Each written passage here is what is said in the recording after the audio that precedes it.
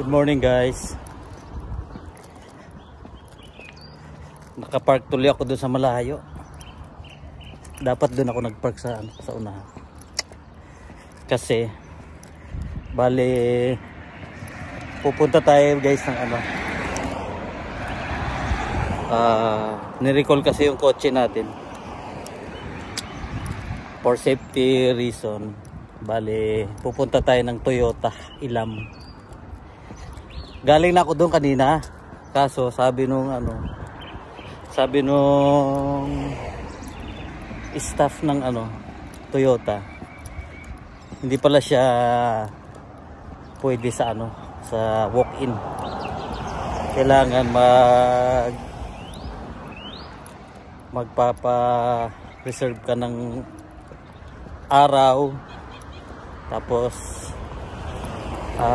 babalik ka kasi yung parts ng sasakyan natin na papalitan nila.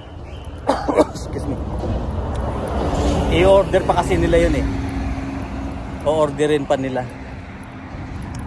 Kaya ngayon pagka naka-booking ka na, tapos dumating na yung order mo, hindi yung order pala nila na papalit sa parts ng kotse ko, sa kanila ako pababalikin. Ngayon galing ako doon, tapos paglabas ko, pagkaliwa ko, alanganin magtitingin-tingin ng ng space ng parking kasi may nakasunod sa akin. Kaya yung nakita kong slot dito medyo malayo-layo, pero kaya naman lakarin guys. So ayun lang, pupunta tayo ngayon sa Toyota Ilam para magpapa-booking.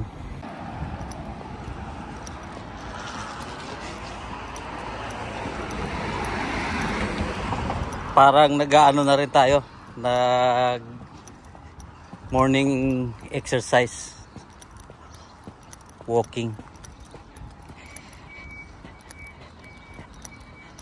Ito guys, medyo malapit-lapit na yung Toyota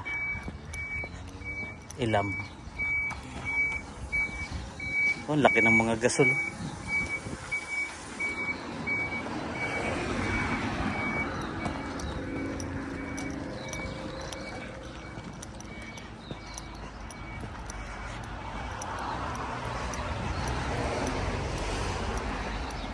Pag may nakasunod kasi sa inyo na sasakyan, tapos babagal-bagal kayo, puput-putan kasi kayo nung nakasunod kaya kaganina dapat dito ako nagpark ito guys, so dapat dito ako ganina nagpark. Ito yung slot na yan, at saka ito sumunod. Ito. Kaso lang, nung paglampas ko dyan sa kotse na yan, yung Mini Cooper na yan, pag tapat ko dito, hindi ko maaninag kung kasya ba yung kotse ko, pero kasya pala. Tapos may nakasunod sa likod ko, kaya doon ako nakapark sa unahan. Ito, park pa, pa to? Slot pa yan. Pero ayos lang guys. Tsaka itong na to, itong recall letter na to, importante to guys. Kapag kumuha kayo ng sasakyan dito at nagkaroon kayo ng ganitong letter, kailangan puntahan nyo kasi for security, yung safety reason yun para sa inyo. Kasi ang nakalagay dito guys, dito sa letter na to, yung airbag daw na nailagay sa model ng kotse na pag-aari ko, which is kasama na rin yun sa i-recall kasi same model lang yun ng kotse ko. Yun, kasi hindi nila siguro kung alin sa mga yon, yung mga na ilabas ng Toyota. Hindi nila matrace kung sino talaga yung kotse na yun. Kaya nirecall yung batch na itong batch na to. Tapos palitan lahat ng airbag for safety reason daw, sabi ayon dito sa letter. Pero guys, ang kagandahan lang, nakalagay dito sa letter, free of charge. So hindi masakit sa bulsa, kasi nung nakaraan dati nakagastos ako ng almost $500 kasi nagpa-check ako ng sasakyan. Tapos para ma-approve yung sasakyan ko, kailangan ko magpalit ng 2 gulong. So ayun na nga, nagpalit tayo ng gulong. So nandito na tayo guys. Yan, galing ako dyan kanina sa loob. Hindi pala pwede walk-in, kailangan mo munang magpa-booking. So ito na siya. Yan. Pupunta tayo ngayon sa information desk para magpa-booking tayo regarding dito sa safety recall nila. So ayun lang guys, update ko kayo mamaya ulit. So yun na nga guys, nakapag-book na tayo. Ito.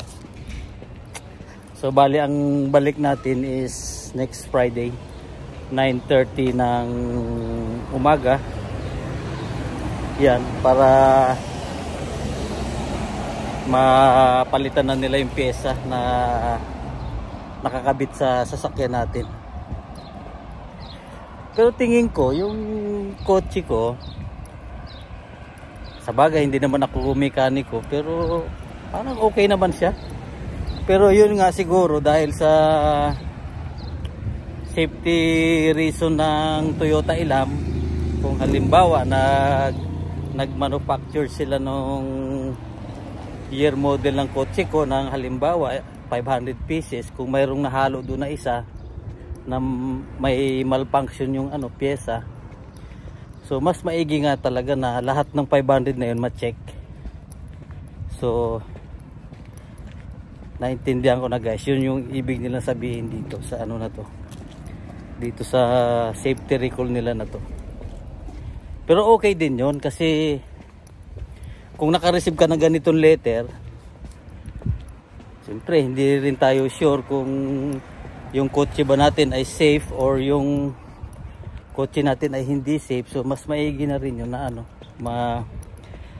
ma-check nila. At saka yun, ang sabi papalitan daw ng pyesa. Sa airbag pa naman yun, sa passenger seat at saka sa driver seat. So kabilang banda maganda rin guys, maganda rin yung gano'n na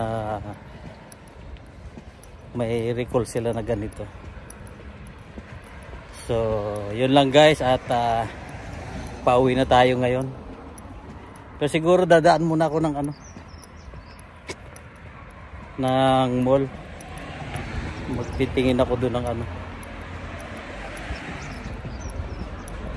baka hindi na siguro guys, kasi nakapamalengke naman na ako kahapon. Nakapamalengke na ako kahapon. So diretso uwi na tayo. Tapos ayun, pahinga na tayo guys. Antayin natin yung next Friday para bumalik tayo dito, para ayusin na nila yung yung issue sa kotse ko. So yun lang guys, at magandang araw sa inyo lahat.